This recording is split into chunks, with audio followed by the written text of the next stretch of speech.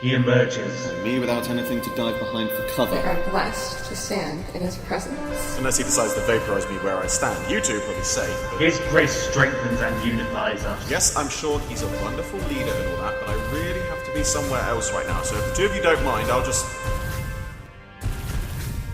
Come closer. I wish to see you in the light.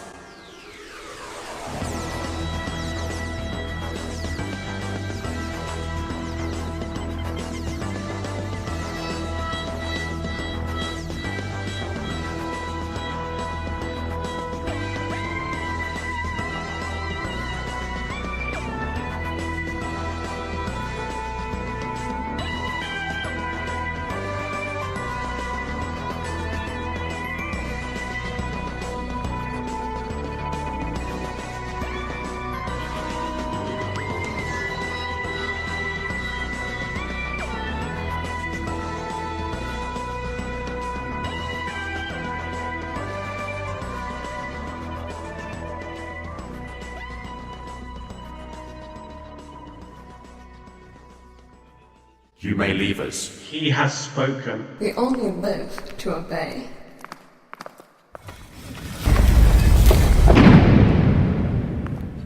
Well, this is a turn-up for the books. I expected a Cyberman, but a Cyberman in a suit jacket. Well, that's a new one on me, because the last time I checked, Cybermen didn't wear clothes. Don't mind if I have a quick scan, do you? I can relay the info through my snazzy specs. Only partly converted, too. No emotional inhibitor. So Cyberman in appearance only. Alright, I concede. I am intrigued. Enlighten me, O most exalted and powerful one. Firstly, let me say thank you for responding to my distress signal. I'm sorry, but your distress signal? Yes, mine. I'm sorry, but I can't believe you even exist. A human Cyberman. Even your right hand, I mean, it's a little past its sell-by date, but still human, or at least humanoid. What happened to you? How did you become this? Who were you? All in good time. Sorry, I didn't catch your name. You mean you don't know? So you're not even connected to the Cyberman's database? Well, please allow me to introduce myself. I am the Doctor, and you are? Welcome, Doctor. And please forgive me, but I'm afraid I can't tell you who I am. I don't know. The first thing I remember is feeling cold. Then the ground started shaking. I thought it was some kind of earthquake. In my daze and haste to find a shelter, I noticed this jacket lying on the floor nearby, and instinctively, I grabbed it. At first I thought I was sweating from fear, my body covered in a sheen of cold sweat, and then I realized it was the shine of metal. I was a prisoner on a cyberbase, a failed experiment, awoken before complete conversion. And the cyberbase was attacked by hostile forces. I managed to escape, but nothing of my past life remains. No memories, no dreams, not even my former name. I can't even be sure this jacket was once mine. I'm sorry. I know that I'm just a stranger who couldn't have done anything to help, but I know the Cybermen of old. I've seen their experiments. What's been done to you, it's horrible. You in any pain? Is there anything I can do to help? You are kind, but I'm quite alright. In time, I managed to repair some of the grafts on my body, adapt its technology to sustain my organic parts. Eventually, I got used to taking care of myself. It served only to push me into a life of solitude, which I was happy to accept. When I crash-landed here decades ago, I was unable even to speak. Thus, when the first colonists found me, they thought you were an invincible Iron Man, a god, dressed in cloaks of chrome and steel. So it would seem. But please, Doctor, there is no need to stand on ceremony. Make yourself comfortable before we continue. May I make you some tea? A Cyberman that drinks tea. It just gets more surreal by the minute.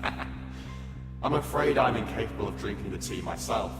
However, during the conversion, my olfactory and gustatory senses became rather mixed, and as such, it could be said that I still enjoy the smell of the tea.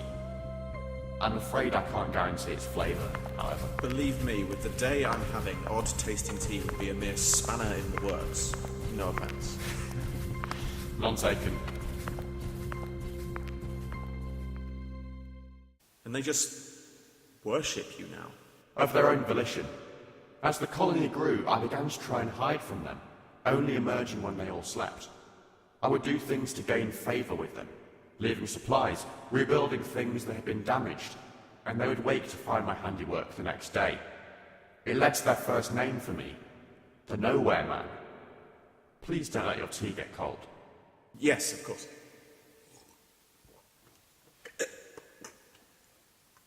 It's good. So, somehow this ended up with you being seen as a wise and loving god. Yes. Eventually, they sought me out. Eventually. I was afraid at first that they would turn against me, but they remembered their elders' tales of the metal man from the sky. They had seen strange lights off in the distance and assumed it was something to do with me. They sought my guidance, began to worship me, making daily pilgrimages to see me. And in time, my reputation as a god was born. So you don't like being referred to as a god? I only wish to live in peace. Gentleman, if you will. Even with this constant reminder of what the Cybermen did to me, I only wish to live out my days as a gentleman. Oh, more like a cyber gentleman now. The clothes, the speaking style. You are not wrong, Doctor. In fact, I believe you have given me my new name. What, cyber gentleman? Doesn't quite roll off the tongue, that. Call me Jentel. It's certainly better than being called the Masterful One. They're a slightly lesser used name for me. Stemmed from my master over fixing their technology. Masterful, that's what I must have heard. So he was never here. Forgive me, Doctor, but who was never here? A long story for another time. Anyway, Jentel it is. There's one thing I still don't get. The distress signal. It would seem the colonists have become more extreme in their adulation of me. They wish to impose what they believe to be my will on other colonies. So you're asking what, exactly? And that's another point. We've trekked miles to get here, and yet I didn't see any other signs of life. Even this colony is extremely condensed. I don't know, there's something here I'm missing. It's like it's hanging in the air over me, and yet I can't see it. Has his judgment been made? We must know his will. We must. That is what I ask for, Doctor. I wish for a life of solitude, and they constantly wish to follow me. I need an escape from this.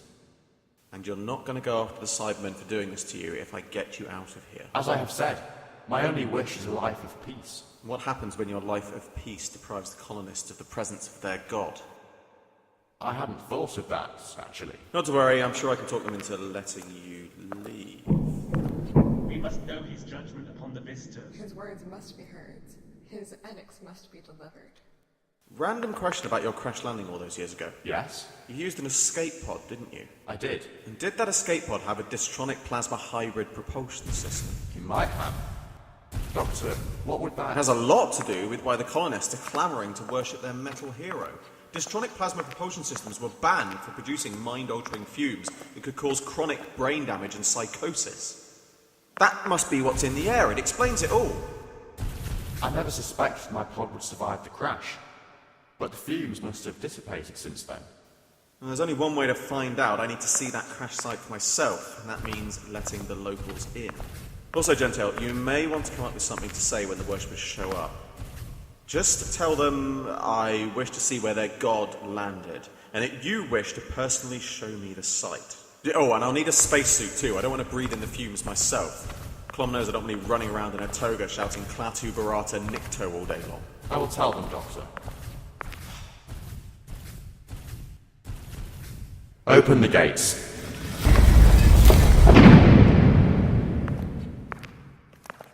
What is your will?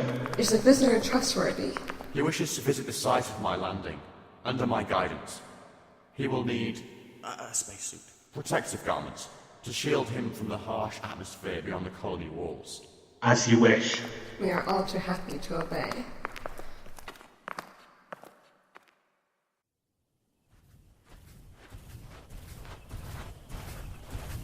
This is where he first came to our forefathers. Very informative, thanks. just to make sure I don't rip my suit. Any of those fumes are still active. One deep breath at this close range, and everything in my skull will turn to paste. Holding your breath would not protect you from the fumes. No, I'd probably end up inhaling them through my nose by accident, and then I'd be gone in... what? You display a somewhat cavalier attitude towards danger, Doctor. Comes with the territory. I've seen a lot over the years. Maybe too much, now I think of it. What do you seek at the site of his landing? He seeks... What is it exactly that you seek, Doctor? Fumes, Jentel. We're seeking fumes. Not to breathe them, obviously, but see if they're still being produced. You would tell us what you seek here, outsider. I'm looking for something that may have been left behind when, he landed here. A sign that... Doctor, we have a problem. Unless there's some kind of horrible thing happening a few feet away from us, I don't want to. There is, isn't there? Find, retrieve, return. Impossible.